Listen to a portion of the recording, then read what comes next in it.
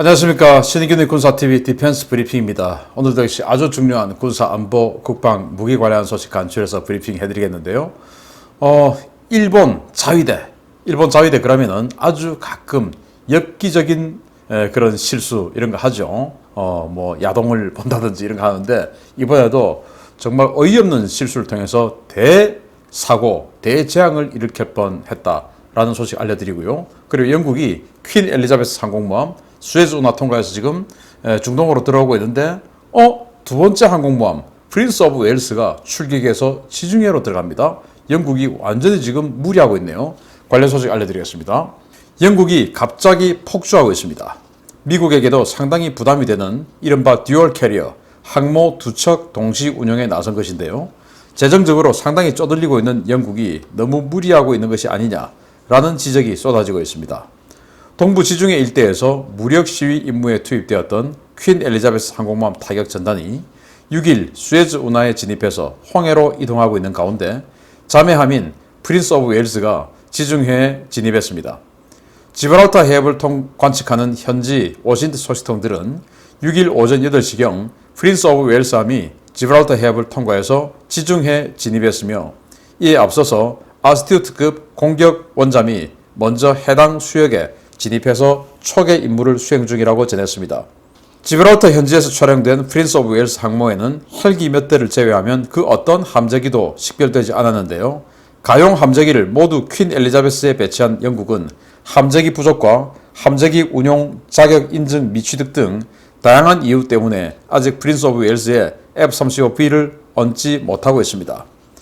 영국 노동당 정부가 건조를 강력하게 반대했지만 해군과 국방부의 사활적 투쟁으로 얻어낸 프린스 오브 웨일스는 5조 원 이상의 건조비가 들었지만 영국군의 재정적 부담을 지나치게 키운다는 이유 때문에 진수 전부터 꾸준히 해외 매각설이 돌았던 항모입니다. 지브랄터 행정당국은 프린스 오브 웨일스의 해협 통과가 훈련 목적이며 경찰과 해안경비대 등 700여 명이 해협 일대에서 프린스 오브 웨일스와 훈련을 실시할 것이라고 밝혔는데요. 두 척의 항모를 동시에 해외에 전개시키는 영국, 아무리 지중해와 흑해 상황이 안 좋다지만 너무 무리하는 것 아닌지 모르겠습니다. 자, 프린스 오브 웨일스.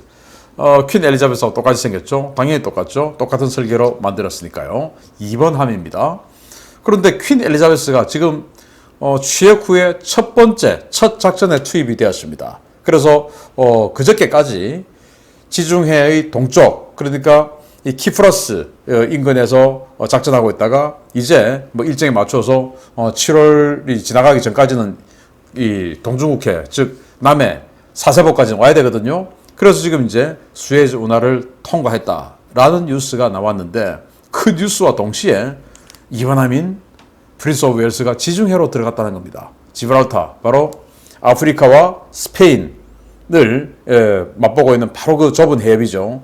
이 지브랄터 해협을 나가면 대서양, 들어오면 지중해. 들어왔습니다. 그래서 지중해로 들어온 겁니다. 그러면은 이 프린스 오브 웨일스는 지금 비행기가 없어요.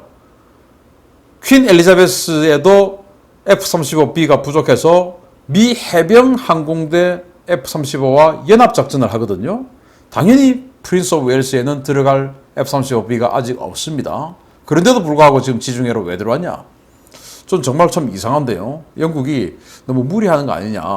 자, 그럼 항공모함을 가졌을 때 항공모함의 가치는 뭐냐 하면은 이 항공모함이 움직임으로 인해서 이 항공모함의 군사력, 이 타격력을 가지고 너를 제압할 수 있어.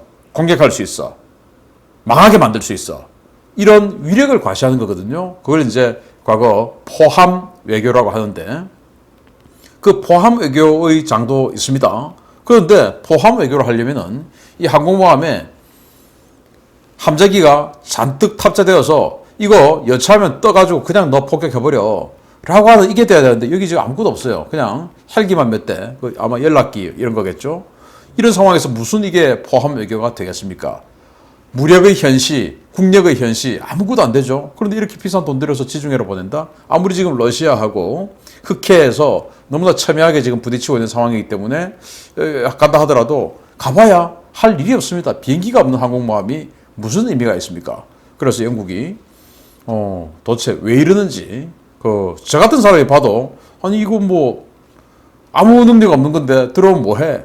라고 생각이 될 텐데 정말로 이 영국과 지금 대립하고 있는 러시아의 이 군사 전문가들 또는 현역 장성들이 봤을 때 야 프린스 오브 웨일스 들어왔으니까 우리 긴장하자 라고 하겠습니까?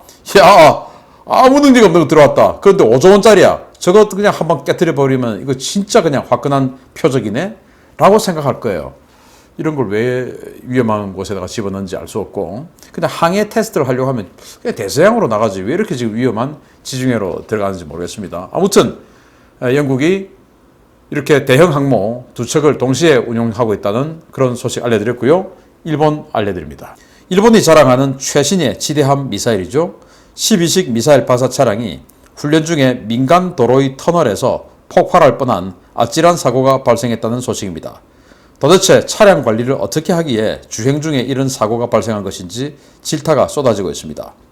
지난 주말인 4일 오전 8시 55분경 규슈 구마모토현의 신구마모토 공항 터널을 통과하던 육상자위대 12식 지대함 미사일 발사 차량에서 갑작스런 화재가 발생해 터널이 폐쇄되는 사고가 발생했다고 일본 언론이 일제히 보도했습니다. 사고는 유사시 대한해협 봉쇄 임무를 수행하는 육상자위대 서부방면대 예하 제5 지대함 미사일 연대 소속의 12식 미사일 차량에서 발생했는데요.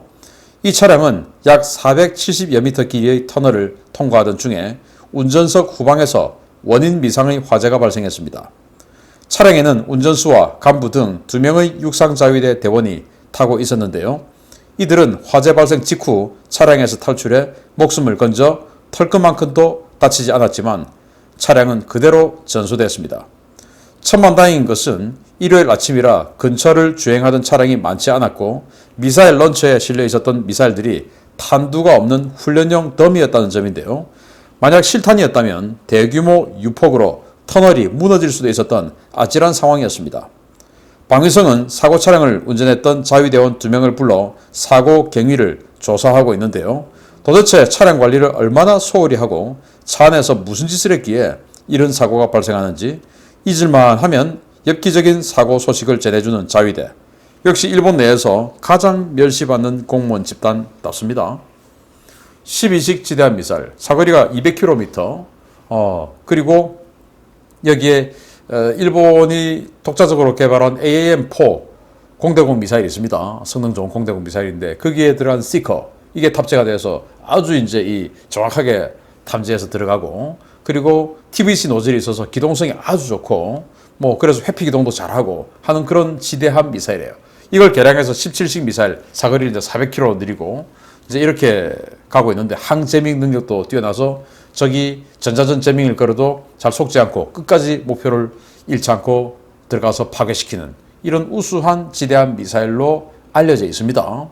보시다시피 6발이 장전되어 있어요. 그래서 지대함 육상자위대가 군함을 공격하는 거예요. 그래서 구마모토, 즉 규슈에 배치가 되어 있기 때문에 유사시에 중국이 동해로 들어온다든지 하는 그런 차단 임무를 하는 것이죠. 그 대한해협을 봉쇄하는 겁니다.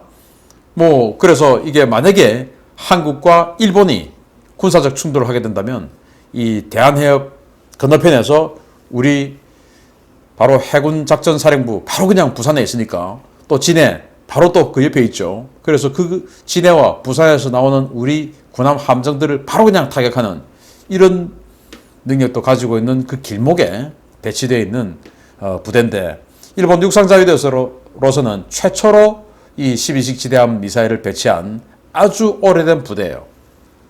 그런데 오래된 부대면 뭐합니까? 희한하게도 이 운전석에서 불이 난 것이 아니고 운전석 뒤에 있는 바로 이 부분에서 불이 났는데 여기는 이 차량을 움직이는 이 조종하고는 아무 관계가 없어 보이는 지점입니다. 제가 뭐 자동차 전문가가 아니라서 여기가 더 정확하게 뭐다라고 이야기할 수는 없지만 딱 봐도 여기는 미사일 발사를 통제하는 그 통제 컨트롤 박스가 있는 지점쯤으로 보이지 차량을 움직이는 엔진이라든지 이 차량의 구동 계통하고는 전혀 관계가 없어 보이는 이 지점에서 화재가 발생했습니다. 평소에 관리를 전혀 안 했던지 아니면은 차 안에서 뭔가 조작을 잘못했던지 만져서는 안 되는 걸 만졌던지 이런 거 아니겠습니까? 자, 일본 자위대는 해상자위대 자위관이 이지스함에서 USB를 꺾고 야동을 봤죠. 그래서 악성 코드에 이지스함 컴퓨터가 감염이 됐던 적도 있고, 그래서 엄청난 비용을 들여서 그걸 이제 드러내고 했던 적도 있고요.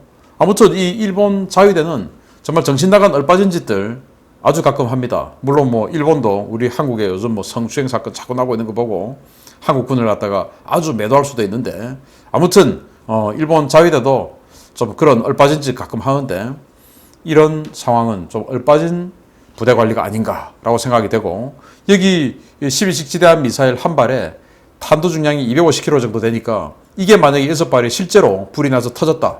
아유, 터널 무너지는 거죠. 그리고 그 터널에 같이 갇힌 다른 차량들 다 죽는 거죠.